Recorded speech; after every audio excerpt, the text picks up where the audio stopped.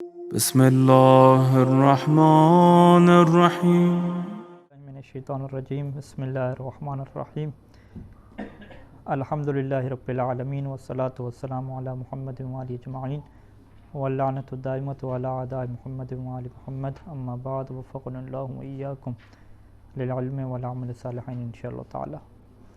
متن جو ہے وہ صاد والکلام لفظ مفید، اور شرح اس کی ہے کہ لما انہیت القول فی الکلمۃ و اقسامها الثلاثہ شرعت فی تفسیر الکلام فذکرت انہ عبارۃ عن اللفظ المفید ونعنی باللفظ۔ ٹھیک ہے جی، اچھا یہ یہاں تک بات جو ہے وہ ہم جو چلا رہے ہیں علم نحو میں۔ علم نحو میں ہم نے کہا تھا کہ دو چیزوں کے بارے میں ہماری کیا گفتگو ہوگی، ایک کلمہ کے بارے میں گفتگو ہوگی اور ایک کلام کے بارے میں گفتگو ہوگی۔ اس کو کیا کہتے ہیں؟ علم نحو کا موضوع۔ یعنی اگر آپ سے کوئی سوال کرے کہ علم نحو میں کیا بحث ہوتی ہے، موضوع اس کا کیا ہے، آپ نے علم نحو کا موضوع کیا ہے؟ کلمہ اور کلام ہے، یا کلمہ اور کلام آپ کہہ دیتے ہیں۔ اب یہ جو کلام ہے، علم نحو کا جو موضوع کلام ہے، اس سے کیا مراد ہے، یہ اس کی بحث ابھی شروع ہو رہی ہے۔ کلمہ سے کیا مراد تھی، یہ بحث کیا گزر چکی ہے۔ کلمہ کی کیا تعریف تھی؟ قول مفرد، یہ تعریف تھی۔ قول سے کیا مراد تھی؟ ایسا لفظ جس کا معنی ہو۔ مفرد کیا مطلب کہ اگر اس کے آپ حصے کر دیں تو معنی کے کیا حصے نہ بنتے ہوں۔ جیسے زید ہے، زید کے آپ حصے کر دیں تو معنی کے حصے کیا نہیں بنتے۔ پھر اس کلمہ کی کیا تین قسمیں ہوتی ہیں، اسم، فعل اور حرف۔ وہ ساری کی ساری کیا بحث ہماری مکمل ہو چکی ہے۔ ابھی ہم کیا کلام میں داخل ہو رہے ہیں۔ کلام میں تو ہمارے لیے یعنی واضح ہے، اردو میں جو ایک ہمیں ایک اس کا مطلب سمجھ آ رہا ہے۔ کلام کیا مطلب کہ ایک آپ کا لفظ نہیں ہونا چاہیے، ٹھیک ہے۔ زید، بکر، عمر یوں کہیں گے تو یہ کلام نہیں ہوگا۔ کلام میں کیا ہے، ایک جملہ ہونا چاہیے، پورے کی پورا جملہ، ٹھیک ہے جی۔ اب یہ جو ہمارے پاس جملہ ہوتا ہے، یہ جو ہے وہ دو طرح کا جملہ ہے، ٹھیک ہے جی۔ ایک کو ہم اصل جملہ کیا ہوتا ہے، ٹھیک ہے، ایک چیز کیا ہوتی ہے، مفرد ہوتی ہے، اور مفرد کے مقابلے میں چیز کیا ہوتی ہے، مرکب ہوتی ہے۔ کلمہ کیسے کہتے ہیں؟ قول مفرد کو کہتے ہیں۔ مرکب کیا مطلب کہ دو چیزوں سے چیز کیا جڑے، دو چیزوں سے جو چیز جڑتی ہے اس کی پھر دو قسمیں کرتے ہیں۔ یا مرکب کیا ہوگا، ناقص ہوگا، یعنی ناقص کو ہم جملہ ناقص بھی کہہ سکتے ہیں، یا مرکب کیا ہوگا، تام ہوگا، ٹھیک ہے جی۔ ناقص کیا مطلب، جیسے فقط شرط آپ لگائیں، ٹھیک ہے، کہ اگر آج سورج نکلا، ٹھیک ہے، اردو لکھ رہے ہیں، ٹھیک ہے، لو طلعت الشمس، فقط آپ شرط ذکر کریں تو یہ جملہ ہے، مرکب ہے لیکن ناقص ہے، ٹھیک ہے جی۔ تام کیا ہوگا کہ جب آپ مکمل جملہ کریں گے کہ اگر آج سورج نکلا تو میں نہا لوں گا، ٹھیک ہے جی، یہ پورا جملہ ہو گیا۔ تو کلام سے کیا مراد ہے؟ کلام سے مراد کیا ہے؟ یہ مرکب تام ہے، ٹھیک ہے۔ کلام سے مراد کیا ہے؟ مرکب تام، ٹھیک ہے، مرکب تام۔ لیکن ابن ہشام نے اس کی کیا تعریف کی ہے؟ ابن ہشام نے اس کی تعریف کی ہے اللفظ المفید، ٹھیک ہے، الف لام ہم نے لگا دیا، لفظ مفید، ٹھیک ہے۔ والکلام، یہ پورا لکھ لیں ہم، لفظ مفید، ٹھیک ہے جی۔ لفظ مفید کہیں یا مرکب تام کہیں، دونوں کا مطلب کیا ہے، ایک ہے، ٹھیک ہے۔ لفظ مفید کسے کہتے ہیں؟ لفظ تو واضح ہے، لفظ کے ہم نے پہلے بھی شروع میں وضاحت کی تھی کہ لفظ کا جو لغت معنی بھی ہے کہ جو پھینکا جائے اسے کہتے ہیں، اور لفظ اسے کہتے ہیں جو زبان سے کیا نکلے، منہ سے نکلے، منہ سے نکلے مخارج کے اوپر اعتماد کرتے ہوئے۔ جو سیٹی وغیرہ کی آواز ہے، کھانسی کی آواز ہے، اسے لفظ نہیں کہتے۔ جو باقاعدہ کیا ہے، منہ سے نکلے مخارج کے اوپر، یعنی زبان کے اوپر نیچے لگنا، خاص جگہوں پہ دانتوں کے ساتھ لگنا، دانتوں کے پیچھے لگنا، جو ایک حرکات ہیں مخارج کی، ان مخارج سے ہوتی ہوئی جو آواز نکلے گی وہ کیا ہوں گے، لفظ ہوں گے۔ اب یہ جو لفظ ہے یا موضوع ہوگا یعنی مستعمل ہوگا یا غیر مستعمل ہوگا، یعنی اس کا کوئی مطلب ہوگا یا مطلب نہیں ہوگا۔ اگر اس کا مطلب نہیں ہوگا تو مہمل ہو گیا، مطلب ہو گیا تو مستعمل ہے، ٹھیک ہے۔ اچھا، لفظ جو ہے وہ یہاں پہ یہ نہیں کہا کہ مستعمل ہو یا غیر مستعمل ہو، فقط آخر پہ کیا کہہ دیا، مفید ہو، مفید فائدہ دیتا ہو۔ فائدہ دینے کا کیا مطلب ہے، ٹھیک ہے، ہاں جس کا مطلب کیا ہے پورا ہو جائے، ٹھیک ہے. ہاں نہیں دیکھیں لفظ سے کتاب ہے یہ مفید ہے یا غیر مفید ہے؟ ٹھیک ہے آپ کہیں گے اس کا معنی تو ہے، ٹھیک ہے کیوں بھی معنی ہے یا نہیں، کس کی کتاب کیا ہے اس سے کیا لینا دینا؟ کس کی وہ اور بات ہے، لیکن جب فقط لفظ کتاب آئے گا وہ تو دے رہا ہے. ہاں ٹھیک ہے مفید ہے یہ ناقص ہے. بہرحال یہ مفید کس اعتبار سے آپ کہہ رہے ہیں یہ بحث ہے نا. اگر آپ کہیں کہ اس اعتبار سے مفید ہے کہ کوئی نہ کوئی معنی تو اس کا ہے بیچارے کا، ٹھیک ہے یہ تو کوئی تو فائدہ دے رہا ہے نا، ٹھیک ہے اس اعتبار سے مفید کہہ رہے ہیں. تو کیا مفید سے یہ مراد ہے کہ جس کا کوئی نہ کوئی معنی ہو؟ ہم کہیں گے نہیں، نحو میں مفید سے یہ مراد نہیں ہے. جس کا کوئی نہ کوئی معنی ہو اس سے کیا کہتے ہیں؟ لفظ مستعمل کہتے ہیں، ٹھیک ہے جس کا کوئی نہ کوئی معنی ہو اس کے لیے لفظ کیا استعمال ہوتا ہے؟ مستعمل. یا مصنف نے کیا لفظ استعمال کیا؟ موضوع. ٹھیک ہے جی یہ اس کا نام ہے جس کا کوئی نہ کوئی معنی ہو. اس کو مفید نہیں کہتے. مفید کس سے کہتے ہیں کہ جب آپ بات مکمل کریں تو سوال کی گنجائش باقی نہ رہے. ٹھیک ہے اگر آپ ایک لفظ استعمال کرتے ہیں کتاب زید تو اگلے کے ذہن میں بات یعنی چپ ہو جائے گا کہ یہ کیا باتیں کر رہا ہے کتاب زید، کیا کہنا چاہتا ہے. اس کے ذہن میں یہ سوال ابھرے گا کیا کہنا چاہتا ہے. ٹھیک ہے کیا یہ کوئی درس یاد کر رہا ہے، کتاب کہہ رہا ہے، کیا کہہ رہا ہے، یا کسی کے سوال کا جواب دیا ہے، کچھ پتہ نہیں ہے. تو یہ کیا مطلب؟ غیر مفید ہو گیا. مفید کیا مطلب؟ کہ ایسی بات کہ جو مکمل ہو اور اس کے بعد سوال کی گنجائش نہ رہے، یعنی جملے کے اعتبار سے سوال کی گنجائش نہ رہے. سوال تو وغیرہ نہ رہتے ہیں پوری دنیا میں قائم، یعنی جملے کا جو مفہوم اور مطلب ہے وہ پورا ہو جائے، اس مطلب کے اوپر کیا ہے کوئی سوال کی گنجائش نہ رہے، اسے کیا کہتے ہیں؟ مفید کہتے ہیں. واضح؟ اب اس کو پڑھ لیتے ہیں.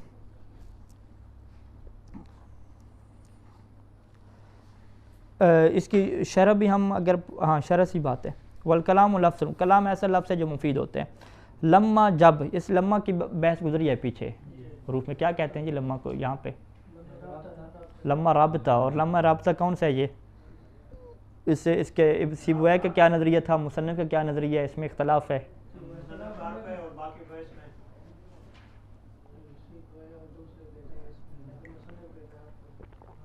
ہاں جی بھائی کدھر دیکھ لیں ایک دفعہ دیکھ لیں. مصنف سے ہر حرف ہے. سیبویہ کے نزدیک بھی کیا ہے؟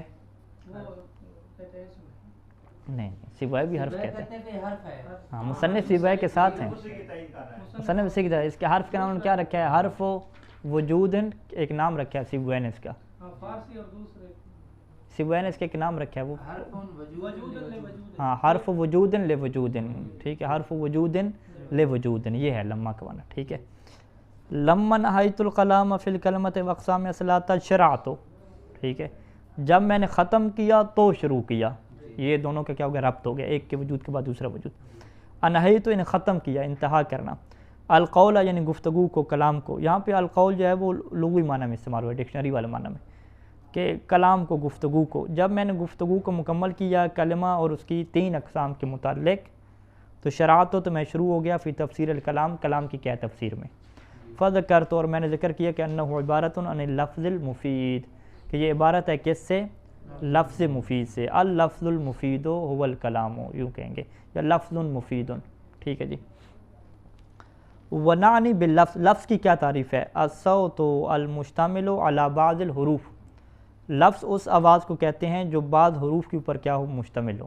ٹھیک ہے جی. پھر حرف کیسے کہتے ہیں؟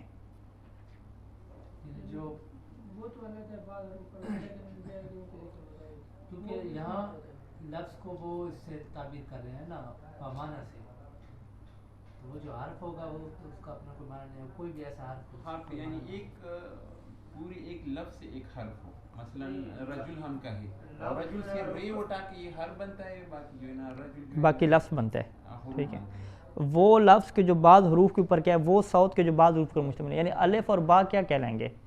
یہ حرف کہلائیں گے، یہ لفظ کہلائیں گے. حرف ہی کہلائیں گے، لفظ نہیں کہلائیں گے. ٹھیک ہے لفظ کو ہم نے کہا تھا کہ اس کا کوئی معنی ہو، یہاں پہ جب ہم استعمال کر رہے ہیں ہاں ٹھیک ہے اسے لفظ ہی کہیں گے، حرف بھی کہیں گے، لفظ بھی کہیں گے، ایک ہی بات ہے نا. حرف کہیں یا لفظ کہیں ایک ہی بات ہے. ٹھیک ہے یہاں پہ تو لفظ کو اس سے تعبیر کر رہے ہیں. وہ آواز کے جو بعض حروف کے اوپر مشتمل ہوتی ہے. تو وہ یعنی یہاں پہ ہم یہ سوال رکھ رہے ہیں کہ حرف اور لفظ میں کیا فرق ہے. ٹھیک ہے, تو لفظ کا دائرہ کیا وسیع ہے. بعض کا لفظ کا معنی ہوتا ہے, بعض کا لفظ کا معنی نہیں ہوتا. ٹھیک ہے, لیکن جو حرف ہے, حرف کیا ہے, یا تو وہ حروف مبانی میں سے ہے یا حروف معانی میں سے ہے. حروف معنی حروف تہجی والا ہے, تو حروف تہجی والا ہو تو اس کا ویسے معنی کیا نہیں ہوتا. ٹھیک ہے, دوسرا جو حروف و معانی میں سے ہو, جو اسم فعل اور کلمہ کا اس کا کیا ہوتا ہے, معنی ہوتا ہے.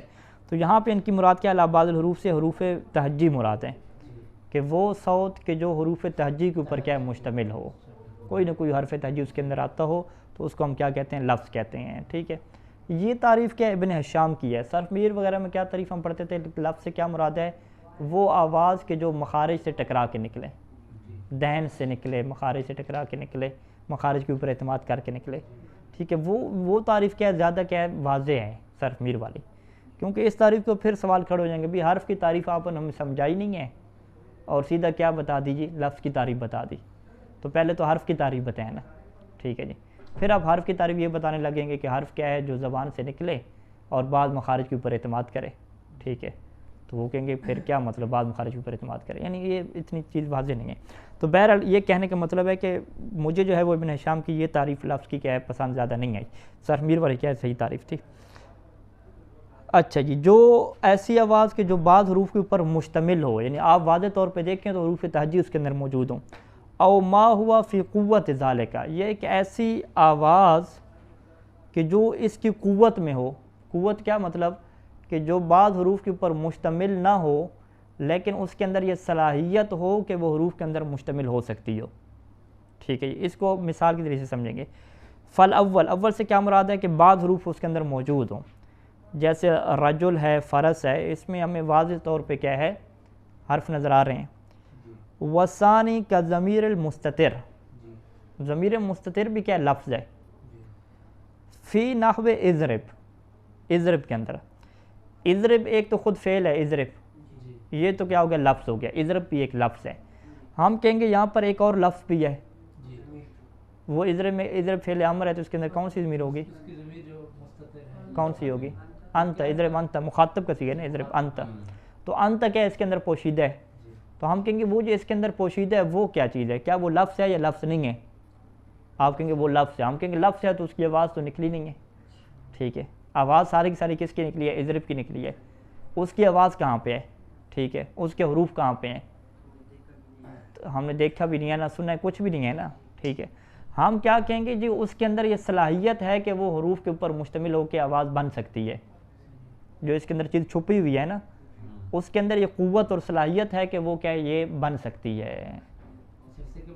اس بنیاد پر وہ جو نحوی یا اس والا تھا اس کے اوپر اشکال ہو سکتا ہے, کیونکہ اس نے لفظ کی جو تعریف کی تھی اس نے کہا تھا وہ جو مخارج سے تو یہاں پہ جو اس میں ہے ضمیر کے بارے میں جب سوال ہوگا, ضمیر تو بول ہی نہیں جاتی. ٹھیک ہے, واضح. ہاں, آصف صاحب کا سوال واضح ہے کہ ہم یہ کہیں گے کہ جو صرف میر والی تعریف تھی وہ اضرب کے اندر ضمیر کے بارے میں کیا موقف رکھتی ہے, کہ اس کے اندر جو ضمیر ہے کیا وہ لفظ ہے یا لفظ نہیں ہے. ٹھیک ہے جی, تو ہاں وہ لفظ بنے گا, لیکن وہ لفظ کب بنے گا, جب بولا جائے گا, جب اس کو خود بولا جائے گا. جب اس کو خود بولا نہیں جا رہا تو وہ نہیں ہے. ٹھیک ہے, تو وہ لفظ نہیں ہے نا. ٹھیک ہے, ہاں, آپ کیا کہیں گے کہ جب وہ بولے نہیں گا تو اضرب کے اندر وہ لفظ ہے یا نہیں ہے, ہے تو صحیح, ہے تو صحیح, ہے تو صحیح, تو پھر کیا ہو گیا. جب بولا جا رہا ہے تو ٹھیک ہے, بات یہ ہے کہ خود اس میں بولنے ہوتا ہے جو مخارج سے ٹکرا کر نکلے. ہاں ہاں, ٹھیک ہے, ٹھیک ہے. اب وہ بعض حروف جو ہے اس کو ہم نے بولا تو نہیں ہے, پھر ہم کیسے سمجھیں گے. ٹھیک ہو گیا. ہاں, آپ بتائیں, سر میر والی تعریف پہ ناقص ہوگی نا, پھر اس پہ بھی ہاں اشکال آ جائے گا, اس پہ اشکال آ جائے گا. یعنی ہم سر میر والے سے یہ پوچھیں گے کہ آپ بتائیں کہ یا لفظ ہے یا لفظ نہیں ہے. وہ کہے گا بھی بولا نہیں گے تو لفظ نہیں ہے. ہم کہیں گے بولا گیا تو لفظ نہیں ہے, تو کیا مطلب, اس کا سیدھا بتاؤ اضرب کے اندر کچھ ہے, لفظ ہے یا لفظ نہیں ہے.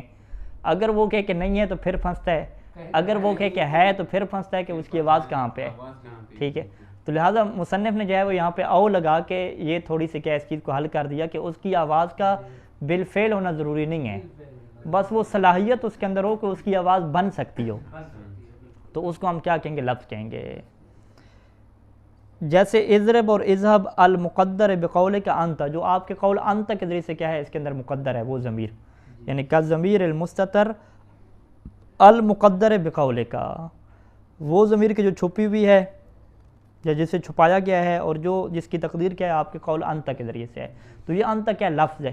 ٹھیک ہے، تو بس لفظ کی تعریف کے کیا دو حصے ہو گئے، اور دوسرے حصے کے اوپر آپ خود نے کیا ہے واضح کر دیا کہ یہ صرف میر والی تعریف کیا ہے اس کو شامل نہیں ہوتی. اچھا، یہ کیا لفظ کی تعریف ہوگی. دوسرے سے کیا تھا؟ مفید. مفید کا کیا مطلب ہے؟ وَنَعْنِي بِالْمُفِيد مَا يَصِحُّ الْاِكْتِفَاءُ بِهِ. ٹھیک ہے، مفید کا کیا مطلب ہے؟ کہ جس کے اوپر اکتفا کرنا صحیح ہو. اکتفا کرنا یعنی صحیح ہو کیا مطلب؟ یعنی اپنی بات کو بتلانے کے لیے اس کے اوپر آپ اکتفا کر سکتے ہوں، اس کا سہارا لے سکتے ہوں. فَنَحْوُ قَامَ زَيْدٌ كَلَامٌ. قام زید کیا ہے؟ یہ کلام ہے. لأنه لفظ، کیونکہ یہ ایسا لفظ ہے کہ یصح الاکتفاء به، کہ اس کے اوپر اکتفا کرنا کیا ہے؟ صحیح ہے. اچھا جی. وَإِذَا كَتَبْتَ، اور اگر آپ لکھیں زید قائم، مثلا آپ زید قائم لکھتے ہیں، فلیس بکلام، تو یہ کلام نہیں ہے. یہ کیا ہو گیا بھی؟ زید کلام جب لکھا تو وہ کلام نہیں ہے. ٹھیک ہے، کدھر نیچے چلیں گے؟ قام زید جب ہم نے کہا تو ہم نے کہا کہ یہ کیا ہے؟ کلام ہے. مثلا سوال کے طور پر اس نے کہا نا کہ زید کھڑا ہے. کھڑا ہے تو کیا مطلب؟ نہیں وہ تو آگے مطلب ہے تو کھڑا ہے، یہ تو پتہ چل گیا نا کھڑا ہے. کیوں کھڑا ہے وہ اور چیز ہے نا، کیوں کا سوال تو رہتی ہے نا. جملہ تو پورا ہو گیا نا اس کا.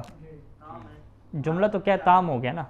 جملہ تام ہونے کا یہ مطلب ہوتا ہے کہ وہاں پہ بیان کرتے ہیں کہ جملہ تام ہونے کا یہ مطلب ہوتا ہے کہ سچ جھوٹ بھی آپ اس سے کہہ سکتے ہیں ایک طرح سے. ٹھیک ہے، یہ ہو سکتا ہے بات سچی ہے جھوٹی ہے.